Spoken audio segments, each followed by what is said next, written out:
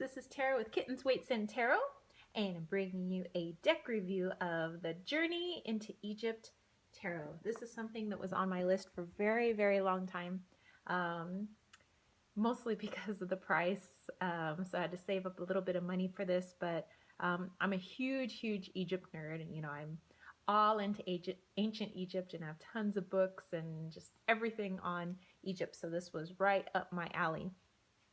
Okay, so I would imagine, each box is signed by the author, Julie Cuccia-Watts, and it's numbered, so I have number 357 out of 1,000. So let's go ahead and take a look. So just judging by the size of the box, you can already see that these are going to be some rather large cards, and it is a tarot deck, so it's, I would say, even bigger than the size of an oracle deck, but it's for tarot. Okay, so this is just the kind of title card, but here are the backings, and those of you that are really into ancient Egypt, you're gonna love the backs.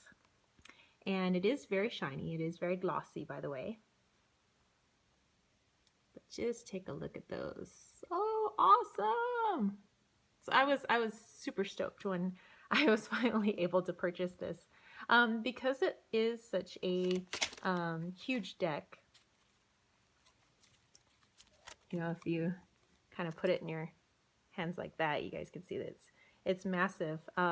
If she would have made the cardstock any thicker, I think it would be really, really difficult to shuffle. So it's very, very thin, the cardstock, but since they're so huge, each of the cards, I don't think she could have gone any thicker with the cardstock, so good choice. Okay, so let's put that aside, and there isn't a little white book or booklet that comes up with these cards. However, I do think that I think she does sell a separate book, if you wanted to buy it, that goes into a lot of detail, because the cards are just chock full of symbolism and information and things like that. So if you were interested in purchasing this separate book, you can go ahead and do that. But since I have tons of books on the subject matter, I can do a lot of my own research, but that is a personal preference, and that is up to you. Okay, so let's go ahead and take a look at these beautiful, beautiful cards. And they are out of order, and I will show each and every card, so if you're one of those people that wants to be surprised, then somewhere along the line, just, fast forward the video and then tune back in. Okay, so as you can tell, she's changed some of the names down here. The hanged man is the drowned man, and then there's some extra information down here. It tells you drowned man correlates with the summer solstice, and then you can look at all the different symbolism here, especially those people who are very familiar with hieroglyphics and ancient Egypt symbolism. This would definitely make sense to you. So beautiful. I'm gonna try not to spend this much time on each and every card. And then down at the teeny tiny bottom, you have the copyright, but I don't think that's bothersome at all. Okay. So I'm trying to figure out a way to hold these cards because they're so big, so that you guys are still able to see them. So you go Earth, North. And then 10 of Cups, it would say something like the first 10 days of the full moon cycle of Sagittarius.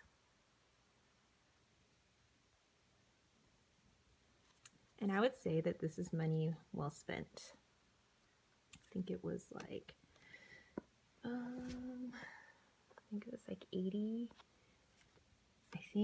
dollars. It was quite a bit. Like I said, I did save up for this. But it's a beautiful deck. There's a lot that went into the artwork and the research and everything.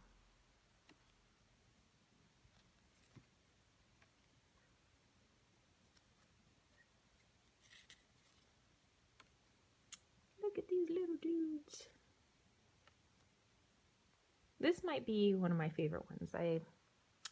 I'll just find it to be so pretty. So here we have the princess.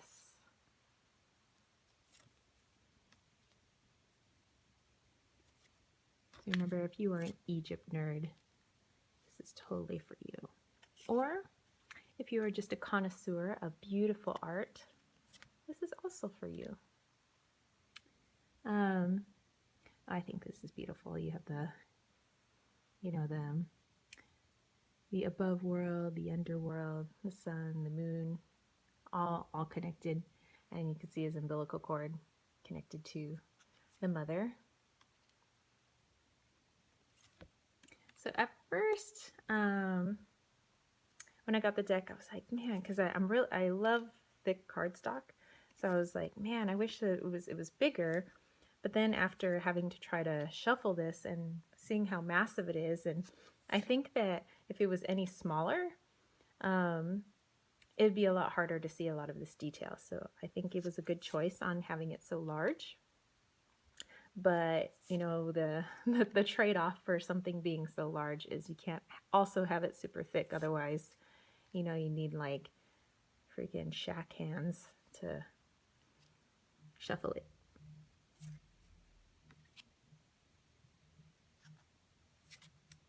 Oops.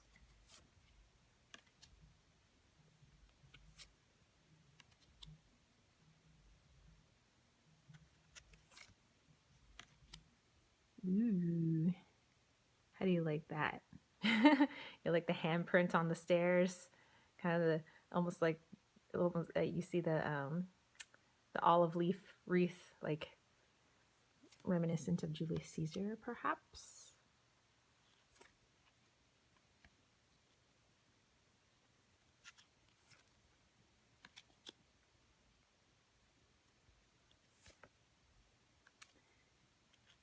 I didn't realize it would be so awkward with such large cards to try and show you guys all of these. I'm like trying to show you guys by pulling them out overhand.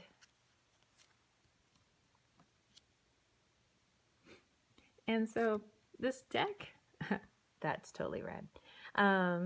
This deck went away for a little bit. I don't mean like it packed up its bags and left, but like I just didn't use it for a while. Like as soon as I got it, I was like, ah, you know, I was so stoked to have it.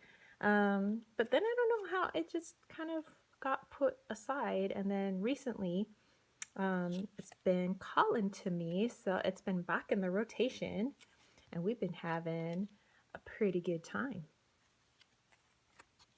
So this is one of those decks that I don't know, I don't use it for a daily draw. I don't use it for some like quick information. If I'm really needing to do journaling or really needing to look into depth in a certain situation, then I use this deck. If I need some serious psychological work, then I pull out this deck.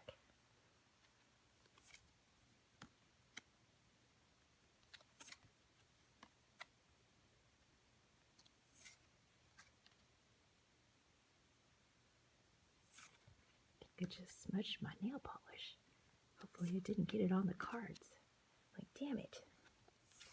Oh well. It's just nail polish. The cards, these are not just cards. I'm kind of wondering what that sound is, and I think it's my kitten trying to get into the fireplace again. Wally! No, in the fireplace.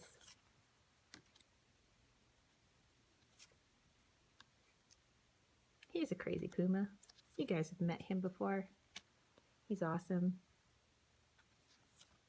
He does not fear the fire. We don't have fire going right now, but even when we do have fire going, he still wants to go into the fireplace, and we're like, are you crazy?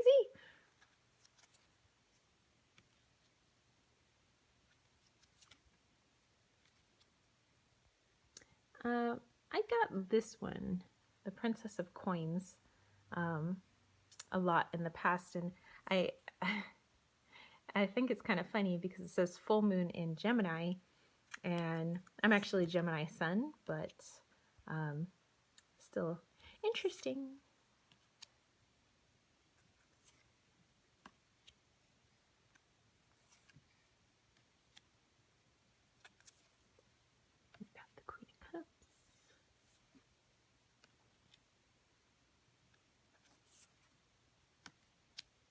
And this is my girl.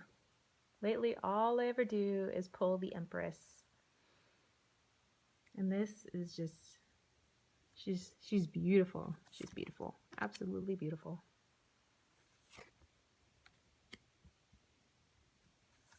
Wally, what have you been getting into? He's kind of walking around just out of view. There is a little bit of nudity in here, but it's not sexual in any way. It's just, I mean, Egypt is hot. You know, I mean, people aren't going to have been wearing a lot of clothes back then. Okay.